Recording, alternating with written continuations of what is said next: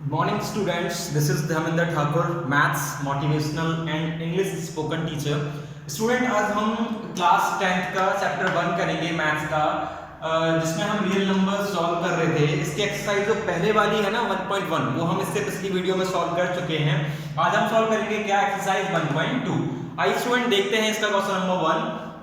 Express each number as product of its prime factors. मतलब आपको ये जो नंबर्स दिए हुए हैं क्वेश्चन नंबर 1 के, मैं आपको बता दूं पहले तो कि 5 पार्ट हैं, 1 2 3 4 5, और इन पांचों पार्ट्स के आपको बताने क्या है, प्राइम फैक्टर्स बताने, जो कि बहुत ही इजी है। जिस बच्चे को ना एलसीएम लेना आता है तो वो बड़े आराम से इनके फैक्टर्स फाइंड कर सकता है। आइए मैं आपको करके दिखाता हूँ कैसे फाइंड करेंगे। चलो पहले इसका हम फर्स्ट क्वेश्चन देखते हैं, क्या दे रखा है 140। ये देखिए मैंने इसको डिवाइड किया, 2 7 जा 40, सॉरी 2 7 जा 14, 0 वैसे का वैसा आ गया। ये मेरा कितना आ गया यहाँ पे 35, यहाँ कितना आएगा मेरा 5 7 जा 35, और यहाँ कितना आ गया 7 जा 7। अब हम इसके फैक्टर्स यहाँ लिख लेते हैं। 140 इक्वल्स टू कितना, 2 कितने टाइम्स आ रहा है, देखिए 1 और 2 टाइम्स आ रहा है, 2 की पावर मैंने 2 लिख दिया, 5 मल्टीप्लाई क्या लिखा है 7। तो स्टूडेंट्स आप देख सकते हैं ये इसका आंसर है। देखिए कितना इजी था ना। ये हमने क्या निकाल दिए, इसके प्राइम फैक्टर्स फाइंड कर दिए। क्या फाइंड किया हमने, इसके प्राइम फैक्टर्स। सेम ऐसे ही इसका हम दूसरा वाला पार्ट भी करेंगे। क्या लिखा हुआ है हमें 156। देखिए बहुत ही इजी क्वेश्चन है। तो उसे डिवाइड करेंगे इसको, 2 7 जा 14 एंड 2 8 जा 16, 2 3 जा 6 एंड 2 9 जा 18, 3 से जाएगा 3 1 जा 3, 3 3 जा 9, वही किससे गया हमारा 13 से। बहुत ही इजी था।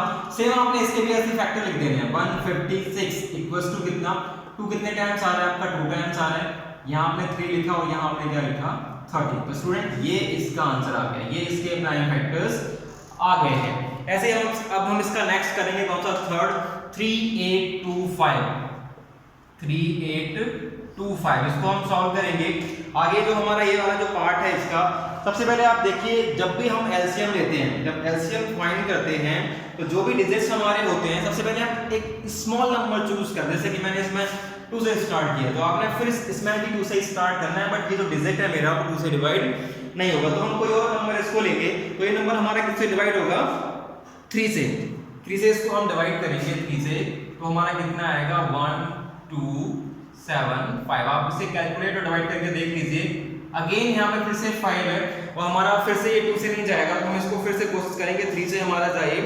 3 से जब इसको डिवाइड करेंगे आप, तो आपका कितना आंसर आएगा 4 2 5। अगेन आप इसको ट्राई करिए, पहले 2 से, फिर 3 से, फिर 4 से, 5 से। तो 3 से नहीं, हम किससे करेंगे, इसे 5 से। कितने टाइम जाएगा, 5 8 जा 40 एंड 5 5 जा 25। अगेन अब आप देखिए ना, तो ये 2 से जाएगा और ना ये 3 से जाएगा, किससे जाएगा हमारा, ये 5 से जाएगा। जब इसे 5 से डिवाइड करेंगे तो कितना आएगा 17, और 17 स्क्वायर किससे जाता है, 17 से ही जाएगा, ये किसी और नंबर से डिवाइड नहीं होता है। तो आप देख सकते हैं हमारे पास इसके फैक्टर कितने हैं, लिख लेते हैं हम यहाँ पे क्या, 3825 इक्वल्स टू 3 कितने टाइम्स आया, 2 टाइम्स आया, तो 3 की पावर 2 लिखा मैंने। यहाँ मेरे पास कितना आया 5 भी 2 टाइम्स आया, 5 मैंने 2 टाइम्स लिखा, और 17 मेरा एक बार लिखा। तो स्टूडेंट आप देख सकते हैं 3825 के जो प्राइम फैक्टर्स हैं वो हमारे ये हैं। आप आराम से इन क्वेश्चन को साथ साथ लिखते भी रहिए, जिससे कि बाद में मैं जब रब करूं इसको कर दूं इसको, तो आपको कोई प्रॉब्लम ना हो। देखिए कितने इजी क्वेश्चन थे जो मैंने आपको ये करके दिखाया। बस टोटली डिपेंड करते हैं ये किस पे, कैलकुलेशन के ऊपर। आइए अब इसका हम नेक्स्ट पार्ट सॉल्व करते हैं। 3825 हमारा हो चुका है। अब हम करेंगे क्या, 5005। अब हम इसका एलसीएम लेके देखते हैं यहाँ पे। तो देखिए पहले से ही आप देख सकते हैं कि जो नंबर है मेरा अगला वाला, वो 2 से डिवाइड तो होगा नहीं ना, ये नंबर 3 से डिवाइड होगा। तो ये नंबर डिवाइड किससे होगा, डायरेक्ट हमारा हम देख सकते हैं 5 है, तो हम यहाँ पे क्या लिख देंगे 5 से डिवाइड किया, 5 1 जा 5 0 0 एंड 5 1 जा 5। अगेन हमारे पास फिर से एक नंबर आ गया जो ना तो 2 से डिवाइड हो रहा है ना 3 से, तो हम किस नंबर से डिवाइड होगा, आप ये अपनी रफ नोटबुक में किसी भी पेज पर एक बार 1 से लेके 9 10 11 जितने नंबर्स तक आप इसको डिवाइड करके देखना चाहते हो, डिवाइड करके आप इसे देख लीजिए। तो ये नंबर जो है हमारा वो किससे डिवाइड होगा, 7 से डिवाइड होगा। वो कितने टाइम्स जाएगा, 1 4 3 टाइम्स आएगा। ये सारी कैलकुलेशंस आपने ना साइड में रफ पेज पर से लाइन खींच के साइड पर रफ करते रहो, कैलकुलेट करते रहो, जिससे कि आपको उनकी वैल्यूज देखने में भी ज्यादा दिक्कत ना हो। 143 आ गया। अब आप 143 को फिर डिवाइड करेंगे तो 143 हमारा किससे जाएगा, 11 से जाएगा। कितने टाइम्स आएगा, 13 टाइम्स आएगा, और 13 किससे जाता है हमारा, 13 से जाता है। तो आप देख सकते हैं जो 5005 है उसके मेरे पास फैक्टर कौन कौन से हैं। एक तो 5 है, एक 7 है, एक 11 है और एक क्या है 30 है। तो स्टूडेंट ये इसका आंसर है, मतलब इसके प्राइम फैक्टर्स जो हैं वो हमारे ये दिए हुए हैं। आइए ऐसे ही हम अगला देखते हैं। अब इसका कौन सा लास्ट है, क्वेश्चन नंबर 1 का लास्ट है, क्या दे रखा है मैं 7429। कभी कभी नंबर्स हमें ऐसे आ जाते हैं कि हमें पता ही नहीं चलता कि नंबर डिवाइड किससे होगा, तो आपने वो चेक करना होता है कैलकुलेट करके। आप अपनी रफ नोटबुक में डिवाइड करके नंबर्स को देख सकते हैं। जब आप इस नंबर को डिवाइड करेंगे तो ये जो नंबर है हमारा वो किससे जाएगा, 17 से डिवाइड होगा। 17 से कितने टाइम्स जाएगा, ये नंबर हमारा जाएगा 437। अगेन फिर मेरे पास एक ऐसा नंबर आ गया जिसमें बच्चों को लगेगा यार नंबर ये डिवाइड किससे होगा, तो मैंने बताया आपको ये डिवाइड करके आपको देखना है किस नंबर से डिवाइड होगा। तो मैंने इसे 19 से डिवाइड किया और ये नंबर कितने टाइम्स गया मेरा 23 टाइम्स। फिर मैं 23 से इसको डिवाइड करूंगा 1 आ गया। अब सेम ऐसे ही मैं इसके भी फैक्टर्स लिख दूंगा यहाँ पे 7429 के मेरे पे कौन कौन से फैक्टर है, एक तो 17 है, एक 19 है और एक मेरे पास क्या है 23 है। तो स्टूडेंट ये इसका क्या आ गया आंसर आ गया, मतलब ये इसके प्राइम फैक्टर्स हैं। तो देखिए हमने क्वेश्चन नंबर 1 के पांचों पार्ट कितने इजी तरीके से कर दिए, बहुत आसानी से आपको समझ में भी आ गए होंगे। ऐसे ही बस अब आपने करना क्या है, इन सारी चीजों को आप लिख लीजिए अपनी नोटबुक में और बार बार इनको बस प्रैक्टिस करते रहिए। आप जितनी इनकी प्रैक्टिस करेंगे उतना ज्यादा आपको अच्छे से समझ में आएगा। आई स्टूडेंट अब हम इसका क्वेश्चन नंबर 2 देखते हैं। क्या लिखा है, find the LCM and HCF of the following pairs of integers. ये हमें इंटीजर्स दे रखे हैं, हमने इनका क्या फाइंड करना है, एक तो एलसीएम फाइंड करना है और दूसरा क्या फाइंड करना है एचसीएफ फाइंड करना है। और फिर हमने इनको करना है क्या, वेरीफाई भी करना है कि जो हमने फाइंड किया है आंसर वो हमारा करेक्ट है या नहीं। तो वेरीफाई करने का फॉर्मूला क्या होता है, LCM into HCF equals to product of two number, जो कि बहुत ही इजी है। आइए स्टूडेंट अब हम इसको सॉल्व करते हैं। सबसे पहले इनका एलसीएम और एचसीएफ निकालते हैं। पहले 26 का निकालते हैं और इधर किसका निकालेंगे हम 19 का। देखिए ये किससे जाएगा, 2 से जाएगा, 2 1 2 2 3 6, 13 का कितना आ गया 13। ये किससे जाएगा मेरा 7 से जाएगा, 7 से आप इसको काट दीजिए कितना आएगा 13 और यहाँ पे आपका कितना आ जाएगा 13 1 13। देखिए कितना इजी तरीके से हमने इसका एलसीएम फाइंड कर दिया। अब हम क्या करेंगे, इनका एलसीएम एचसीएफ दोनों फाइंड करते हैं। तो देखिए 26 के पेयर कितने हैं 2 into 13 और 91 के मेरे पास कितने पेयर हैं 7 into 13। आपने बस अब ये देखना है जब आप एचसीएफ फाइंड करेंगे, सबसे पहले आप एचसीएफ फाइंड करिए जिससे कि आपको इस क्वेश्चन करने में बहुत आसानी हो जाएगी। एचसीएफ में हम ये देखते हैं कि इनमें कॉमन क्या है, दोनों जो मुझे ये फैक्टर दिए हुए इनमें कॉमन क्या है। तो देखिए इसके पास 2 है, क्या इसके पास 2 है, नहीं है। इसके पास 13 है, तो क्या इसके पास 13 है, यस है। इसके पास भी 13 है और इसके पास भी 13 है, तो 2 13 हो गए ना मेरे पास। तो हम क्या करेंगे, एक 13 को ले लेंगे। करेक्ट, समझ आ रहा है मैं कैसे क्या बता रहा हूं मैं, कि जब आप एचसीएफ फाइंड करेंगे तो आपने करना क्या है, दोनों में जो भी आपके कॉमन फैक्टर्स आएंगे उस पेयर में से आपने एक डिजिट यहां लिखना है। तो मैंने देखा कि यहाँ पे 13 मेरे पास 2 बार था, एक तो 13 ये है और एक 13 ये है, तो मैंने इन दोनों 13 में से 13 यहाँ पे लिख दिया। अब तो और कोई नंबर मेरे कॉमन आ नहीं रहे। अब मैं फाइंड करूंगा क्या, इसका एलसीएम। क्या फाइंड करूंगा, एलसीएम। स्टूडेंट मैं आपको बता दूं एलसीएम हम कैसे फाइंड करते हैं। सबसे पहले जो एचसीएफ है ना उसे लिख लो, यहाँ पे मैंने लिख दिया कितना 30। अब जिन डिजिट को हमने कॉमन लिया था ना उनको छोड़ दो, मैंने 13 में से कॉमन लिया था उसको छोड़ दो। अब क्या डिजिट मेरे बचे हैं, एक तो मेरा 2 बचता है और क्या बचता है दूसरा 7, उसको यहाँ तो 2 को यहाँ और 7 को यहाँ। क्या मेरे पास अब भी कोई डिजिट बचा है, नहीं बचा। बस अब आपने करना क्या है, इन डिजिट्स को आपस में क्या कर देना है, मल्टीप्लाई कर देना है। 13 को 2 से और किससे करना है 7 से। जब आप इसको मल्टीप्लाई करेंगे तो आपका कितना आंसर आएगा इसका 182। आप इसको कैलकुलेट करके देख लीजिएगा आपने उसमें। अब हमने एलसीएम और एचसीएफ इसका फाइंड कर लिया है, हम क्या करेंगे, इसको वेरीफाई करेंगे। क्या करेंगे हम इसको वेरीफाई। और वेरीफाई कैसे करते हैं, LCM into HCF, LCM into HCF equals to क्या, product of 2 numbers, product of 2 numbers. LCM मेरा कितना है 182 आया, एचसीएफ मेरा कितना है 13 है। नंबर मेरे पास दो कौन कौन से हैं, एक तो 26 है, दूसरा मेरे पास क्या दे रखा है 91 है। आपने करना क्या है, दोनों नंबर्स को बस मल्टीप्लाई करना है। जब आप इनको मल्टीप्लाई करेंगे आपका आंसर आएगा 2366 और यहाँ भी कितना आएगा 2366। तो आप चेक कर सकते हैं कि दोनों तरफ मेरा आंसर क्या आ रहा है, इक्वल आ रहा है। मतलब जो लेफ्ट हैंड साइड है वो क्या है, राइट हैंड साइड के इक्वल है। इसका मतलब ये हो गया कि जो मेरा आंसर है वो बिल्कुल ठीक है, ये मेरा हो गया क्या, वेरीफाइड।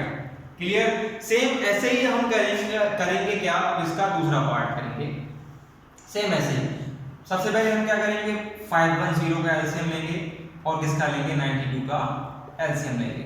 आप इसको डिवाइड करके देख लीजिए, 510 मेरा किससे डिवाइड होगा, 2 से इसे हम डिवाइड करते हैं सबसे पहले, तो कितना आएगा, 2 2 जा 4, 5 से 4 गया, मेरा कितना बचा, 1 बचा, 2 5 जा 10 एंड 2 5 जा 10। अब आप इसको 5 से डिवाइड कर लीजिए, 5 5 जा 25 एंड 5 1 जा 5। फिर किससे जाएगा हमारा, ये 3 से बड़े आराम से डिवाइड हो सकता है, 3 1 जा 3, कितने बचे 2 एंड 3 7 जा 21। फिर किससे जाएगा हमारा, ये 17 से जाएगा। सेम ऐसे ही हम इसे 2 से डिवाइड करेंगे, फिर से 2 4 जा 8 एंड 2 6 जा 12, कितना आ गया, 2 2 जा 4, 2 3 जा 6। अब ये किससे जाएगा, सिर्फ 23 से ही जाएगा। मैंने यहाँ क्या लिखा, 510 लिखा। कितने फैक्टर्स हैं इसके, 2 है, 5 है, 3 है और क्या है मेरे पास इसका 17 है।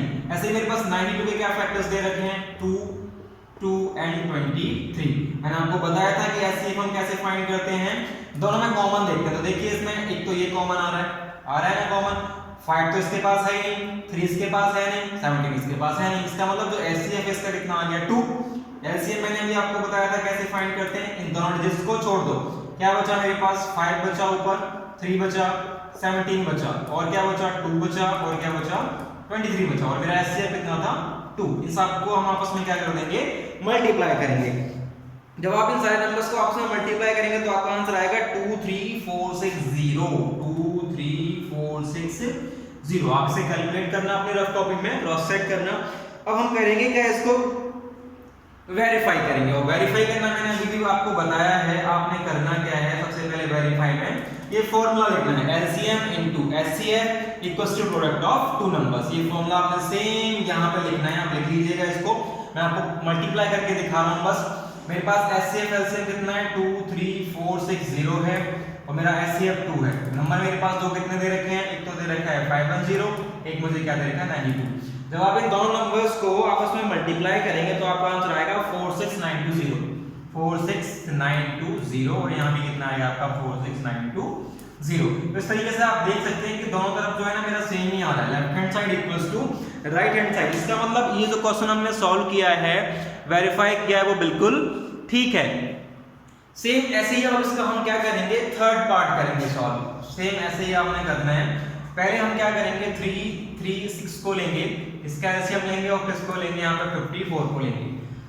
36 का एलसीएम लेते हैं, 2 से स्टार्ट करते हैं। देखिए 2 1 जा 2, 2 6 जा 12 एंड 2 8 जा 16, अगेन 2 8 जा 16, 2 4 जा 8। एलसीएम आप सब ले सकते हैं इजीली, कोई ज्यादा बड़ी बात नहीं है। तो मुझे लगता है कि आप इसको खुद करके एक बार चेक कर लेना। 3 7 जा 21 एंड 7 1 जा 7, कुछ नहीं है, एलसीएम निकाल लेना बस। हमें फैक्टर्स ही तो फाइंड करने हैं, किस किस नंबर से जो हमारा नंबर है वो क्या हो रहा है, डिवाइड हो रहा है। बहुत इजी है। हम नेक्स्ट का फाइंड करते हैं क्या, 54 का। तो 2 2 जा 4, 2 7 जा 14, 3 9 जा 27, 3 3 जा 9 एंड 3 1 जा 3। अब हम करेंगे क्या, इनके फैक्टर्स निकालेंगे। लिख लेते हैं यहाँ पे 3 3 6 के कितने फैक्टर्स हैं, मेरा 2 1 2 3 4 बार आया मेरा 2, फिर मेरा क्या लिखा है यहाँ पे 3 लिखा हुआ है, फिर क्या लिखा है यहाँ पे 7। ऐसे मैं 54 का भी देख लेता हूँ, एक बार मेरे कितने फैक्टर्स आए हैं, 2 आया, 3 आया यहाँ पे, 3 आया यहाँ पे, कितना आया 3। अगेन बस आपने करना क्या है, जब आप इसका HCF फाइंड करेंगे, आपके दिमाग में बस आपने एक ही चीज रखनी है, देखना है कॉमन क्या आ रहा है। तो देखिए 2 इसके पास भी, इसके पास भी कॉमन आ गया मेरा, और तो कहीं 2 है नहीं। फिर क्या देखना है, 3 आ रहा है, तो चलो मैं ये लास्ट वाला 3 लेता हूँ, कोई प्रॉब्लम नहीं है। ये 3 लोगे, ये लोगे, ये लोगे, कोई फर्क नहीं पड़ता, कोई भी एक 3 लेना है। तो मैंने लास्ट वाला 3 ले लिया, वो उसके क्लोज था। इसमें से मैंने एक नंबर ले लिया, ऐसे इसमें से मैंने एक डिजिट ले लिया। 3 2 जा कितना हो गया 6। इसका मतलब ये है कि जो मेरा HCF है वो कितना आ गया, 6 आ गया। नाउ अब हम क्या फाइंड करेंगे, इसका LCM। LCM कितना आएगा, सबसे पहले आप HCF लिख लीजिए, जो आया हमारा, जो नंबर बचे उनको लिख लो। 2 कितने टाइम्स है, 3 टाइम्स, और क्या बचा मेरा 7 बचा, 3 कितने टाइम्स है, 2 टाइम्स। ये नंबर आ गया।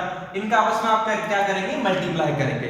मल्टीप्लाई करके आप देख लीजिए कितना आ रहा है, मल्टीप्लाई करके इसका 3024 कितना आएगा आपका, 3024।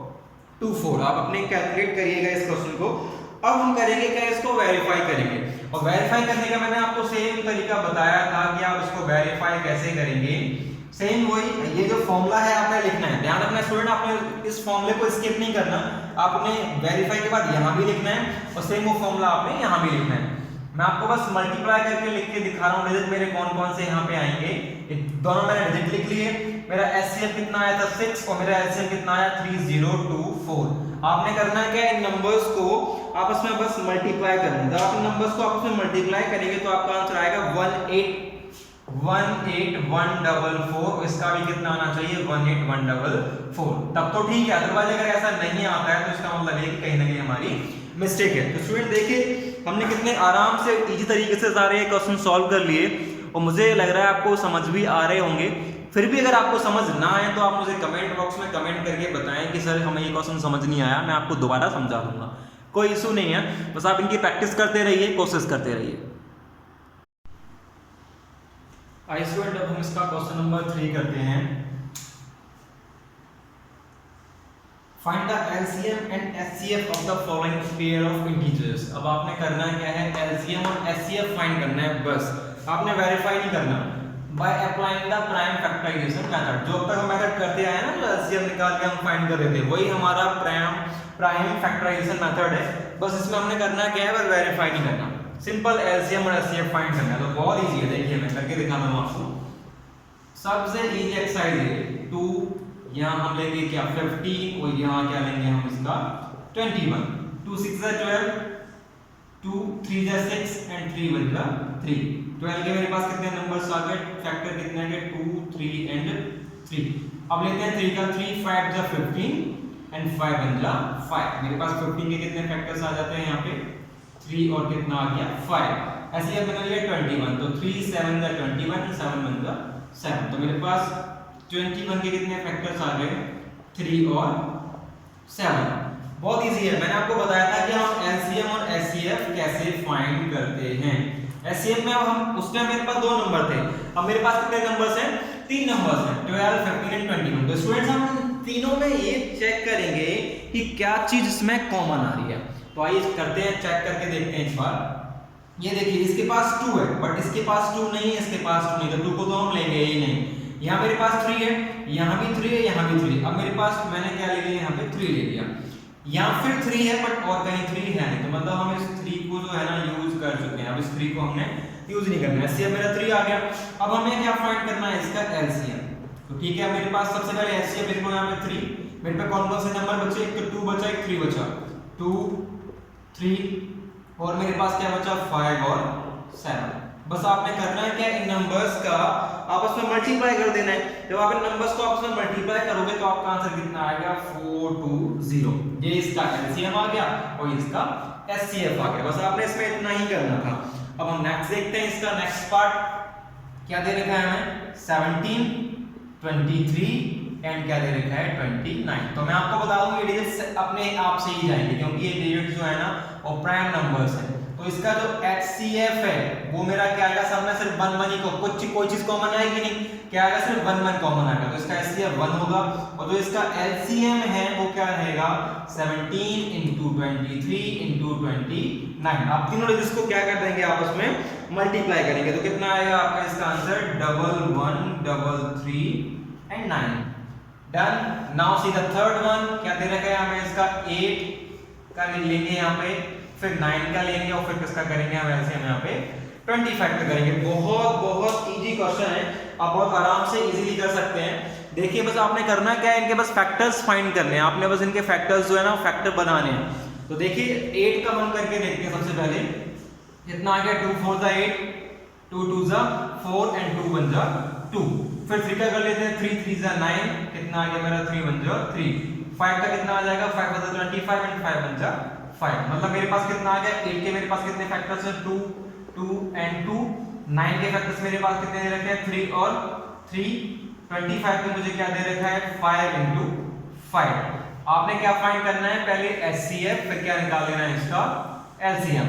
HCF आप कैसे फाइंड करेंगे, मैंने आपको बताया था कि आप सिर्फ ये देखेंगे इन तीनों में कॉमन क्या है। तो देखिए 2 इसके पास है बट 2 कहीं पर भी नहीं है। और भी डिजिट कहीं पे आपस में कॉमन नहीं आ रहे, तो इसका मतलब इसका एचसीएफ क्या होगा 1, क्योंकि सब में क्या कॉमन आएगा 1। जिस भी डिजिट में इंटीजर में कोई अगर कोई भी चीज कॉमन नहीं आती, इसका मतलब उसका आंसर क्या होगा, एचसीएफ में 1 होगा। एंड एलसीएम क्या होगा, वो सारे नंबर्स को आपस में मल्टीप्लाई कर दो, 2 की पावर 3, 2 3 टाइम्स है ना, 3 की पावर 2 एंड 5 की पावर 2। इन सारे नंबर्स को आपस में आपने करना क्या है, बस मल्टीप्लाई कर देना है। क्या करना है आपने, इसको आपस में मल्टीप्लाई। जब आप इसको आपस में मल्टीप्लाई करेंगे तो आपका कितना आंसर आएगा 1800, 1800। ये आपका क्या आ गया, इसका एलसीएम आ गया। तो स्टूडेंट्स आप देख सकते हैं हमने कितने इजी तरीके से आराम से इन क्वेश्चंस को सॉल्व कर लिया। इनमें बस कुछ नहीं था, हमने बस फैक्टर्स फाइंड करने थे। आई होप कि आपको समझ में आ रहा है। अब आप इसको अपनी नोटबुक में लिख लीजिए और बार बार बस आपने करना है क्या, इसकी प्रैक्टिस करनी है। आई स्टूडेंट, अब हम इसका क्वेश्चन नंबर 4 सॉल्व करेंगे। इसमें हमें क्या गिवन है वो देख लेते हैं।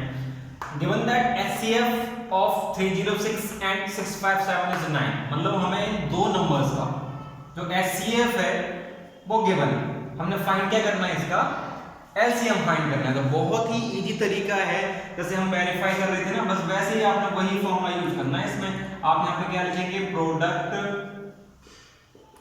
Of two numbers equals to, आप क्या लिखेंगे यहाँ पे, एलसीएम इनटू एचसीएफ। अब दो नंबर आपके पास कौन कौन से दिए हुए हैं, एक तो आपको क्या दे रखा है 306 दे रखा है, एक क्या दिया हुआ है आपको 675। एलसीएम आपको फाइंड करना है और एचसीएफ आपको कितना दे रखा है, इसका 9। देखिए बहुत ही इजी है, 306 इंटू 657, इस 9 पे इसमें मल्टीप्लाई हो रहा है, जब इधर आएगा तो क्या हो जाएगा, डिवाइड। यहाँ पे क्या बचा आपका एलसीएम बचा, जो कि आपने फाइंड करना है। आप करेंगे क्या, बस अब इससे उसको डिवाइड कर देंगे। आप इससे इसको डिवाइड करेंगे तो कितना आएगा 34, और इससे जब आप इसको मल्टीप्लाई करेंगे तो आपका आंसर कितना आएगा 22338। ये आपका क्या आ गया, एलसीएम आ गया। था ना बहुत ही इजी क्वेश्चन, और ये क्वेश्चन ऐसा क्वेश्चन पेपर में जरूर आता है, कई बार सीबीएसई बोर्ड क्लास में आ चुका है। तो आपने भी इस क्वेश्चन को ध्यान से समझना है और इसकी आपने प्रैक्टिस करनी है। आप इसको ऐसे भी कर सकते हैं कि आप इन दोनों नंबर्स को मल्टीप्लाई कर लो, जो भी आंसर आए उसको 9 से डिवाइड कर दो, तब भी आपका इसका आंसर बड़े आराम से आ सकता है, कोई डिफिकल्ट नहीं है।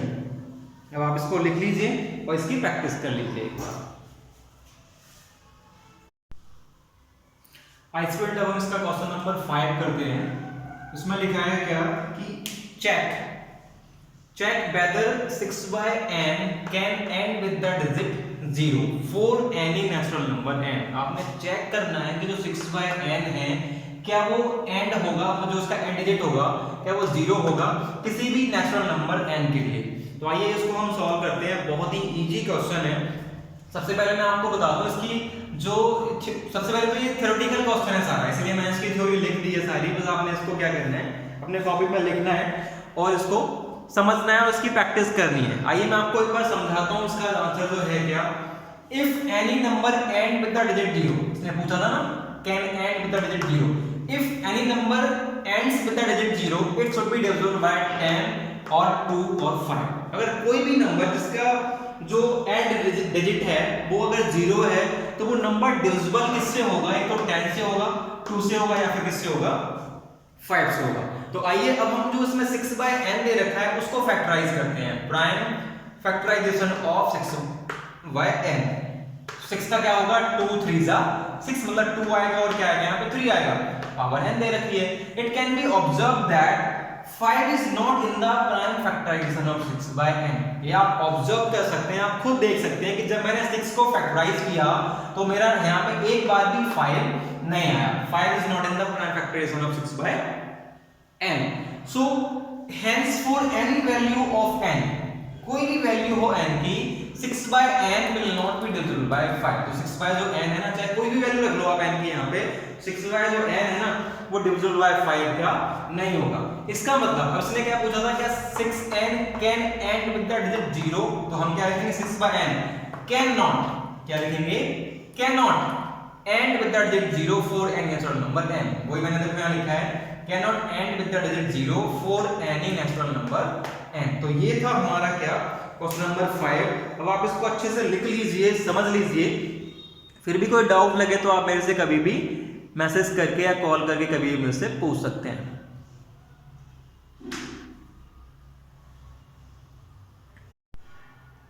आई स्टूडेंट, अब हम इसका क्वेश्चन नंबर 6 करते हैं।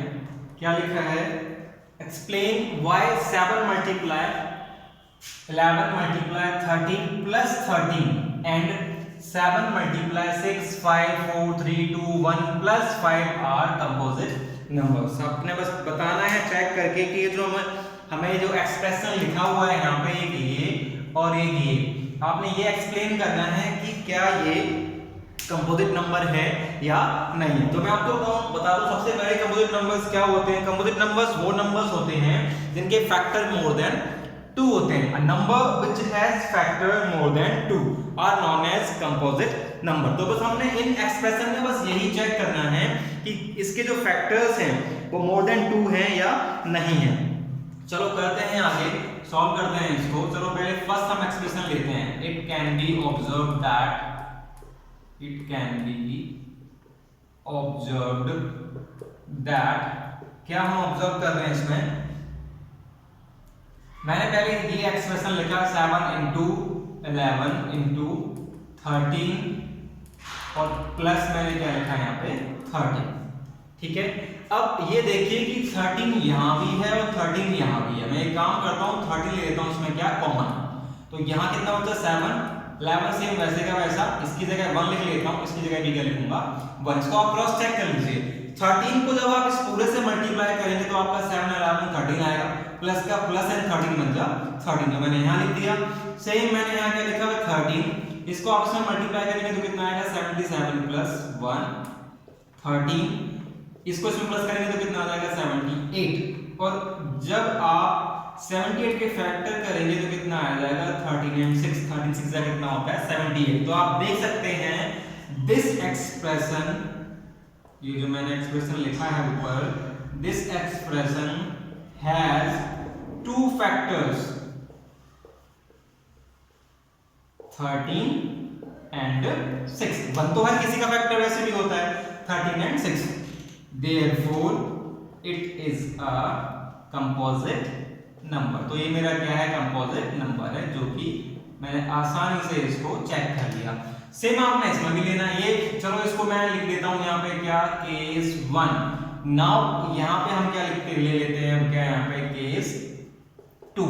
सेकंड एक्सप्रेशन लेते हैं 7 6 5 4 3 2 1 प्लस 5। आप देख सकते हैं कि यहाँ भी 5 है और यहाँ भी 5 है। आपने बस 5 कॉमन लेना है। यहाँ 7 बचा, यहाँ 6 बचा, 5 तो कॉमन ले चुके हैं तो 5 लिखेंगे नहीं। क्या बचा 4, यहाँ 3 2 1, इस 5 की जगह मैं क्या लिखूंगा 1। सिंपल। फिर आपने करना है कि इन पूरे डिजिट्स को आपस में क्या करना है आपने मल्टीप्लाई करके आपका कितना आंसर आएगा इसका 1008। आप करके देख लीजिएगा, इसको इतना ही आएगा। फिर आप इसमें से इसको प्लस करेंगे तो कितना आंसर आएगा आपका 1009। 1009 को हम आगे दोबारा फैक्टराइज नहीं कर सकते हैं। उसके बाद भी हम लिख सकते हैं यहाँ पे क्या, दिस एक्सप्रेशन हैज 2 फैक्टर्स। ये जो मेरा एक्सप्रेशन है इसके 2 फैक्टर्स हैं। कौन कौन से हैं? एक तो 5 है और दूसरा कौन सा है 1009। So it is a composite number. तो इसलिए ये मेरा क्या है कंपोजिट नंबर है। बहुत ही इजी क्वेश्चन है हमारे ये। बस आपने यही चेक करना था कि ये जो नंबर्स हैं वो हमारे कंपोजिट नंबर हैं या नहीं है। तो सबसे पहले आपने करना है क्या है, दोनों एक्सप्रेशंस को लिख लेना है और दोनों में आपने बस ये चेक करना है कि क्या चीज कॉमन आ रही है। जो चीज कॉमन आएगी आपने बस उसी चीज को कॉमन लेके बाहर रख के इसको सॉल्व कर लेना है और चेक कर लेना है। अगर इसके फैक्टर मोर देन 2 हैं इसका मतलब ये हमारा जो है कंपोजिट नंबर है। तो बस अब आप इसको लिख लीजिए और इसकी क्या करिए, प्रैक्टिस करिए।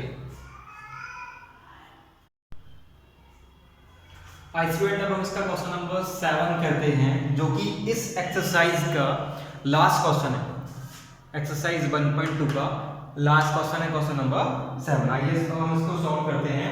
क्वेश्चन क्या है, there is a circular path around a sports field. एक सर्कुलर पाथ है ऐसे स्पोर्ट्स फील्ड का। Sonia takes 18 minute to drive 1 round of the field. जो सोनिया है वो इसका एक राउंड लगाने के लिए ना 18 मिनट लेती है, उसे 18 मिनट लगते हैं। और जो रवि है उसको एक राउंड लगाने में 12 मिनट लगते हैं। सपोज मान लो कि वो दोनों स्टार्ट करते हैं रेस को सेम पॉइंट पे और सेम टाइम पे और सेम डायरेक्शन में वो जा रहे हैं, तो हमें ये बताना है कि कितने मिनट बाद स्टार्टिंग पॉइंट पे वो मिलेंगे। क्लियर हो गया क्वेश्चन? मैं दोबारा फिर से एक बार रिपीट कर रहा हूं कि एक सर्कुलर पाथ है, सोनिया एक राउंड पूरा लगाने के लिए ना 18 मिनट लगते हैं सोनिया को, और रवि को कितने लगते हैं? 12 मिनट लगते हैं। सपोज अगर वो सेम पॉइंट से, मान लो ये है सेम पॉइंट से अगर वो स्टार्ट करते हैं रेस करना सेम टाइम पे और सेम डायरेक्शन में ही जा रहे हैं, तो हमें ये बताना है कि वो इस स्टार्टिंग पॉइंट पे कितने मिनट बाद आके मिलेंगे। तो स्टूडेंट्स मैं आपको बता दूं बाय एलसीएम, जब हम इसका एलसीएम लेंगे by LCM we can find the time. जब हम इसका एलसीएम फाइंड कर निकाल लेंगे तो हम उसके थ्रू क्या कर सकते हैं? इसका टाइम निकाल सकते हैं। दोनों पे आप एक साथ एलसीएम ले लीजिए, 18 का और किसका? 12 का। देखो कर सकते हैं क्या? 2 9 जा 18, 2 6 जा 12। अब आगे 3 3 जा 9 एंड 3 2 जा 6। 3 तो 3 से ही जाएगा, 2 से तो जाएगा नहीं, और 2 किससे जाएगा? आप चाहें तो इसका अलग अलग भी एलसीएम ले सकते हैं, कोई प्रॉब्लम नहीं है, कोई इशू नहीं है। क्या फैक्टर्स आए आपके? 2 टाइम्स आया और 3 आपका कितने टाइम्स आया? 2 टाइम्स आया। 2 2 जा 4, 4 3 जा 12, 12 3 कितना आ गया? 36। तो आप कह सकते हैं कि 36 मिनट के बाद वो जो है सेम स्टार्टिंग पॉइंट पे मिलेंगे। कितने मिनट के बाद मिलेंगे? वो स्टार्टिंग पॉइंट पे 36 मिनट के बाद मिलेंगे। तो स्टूडेंट ये था हमारा इस एक्सरसाइज का last question, question number 7। I hope कि आपको ये पूरी एक्सरसाइज समझ आई होगी। फिर भी अगर आपको समझ ना आई हो तो प्लीज आप कमेंट बॉक्स में कमेंट करिए और मुझे बताइए कि सर हमें ये क्वेश्चन समझ नहीं आया, या फिर प्लीज कमेंट करके ये भी बताइए कि आपको वीडियो कैसी लगी। और प्लीज इस चैनल को लाइक शेयर और सब्सक्राइब करना ना भूलें। इसका नाम है डी ठाकुर। अब अगले सेशन में हम करेंगे क्या? Exercise 1.3। Thank you so much guys.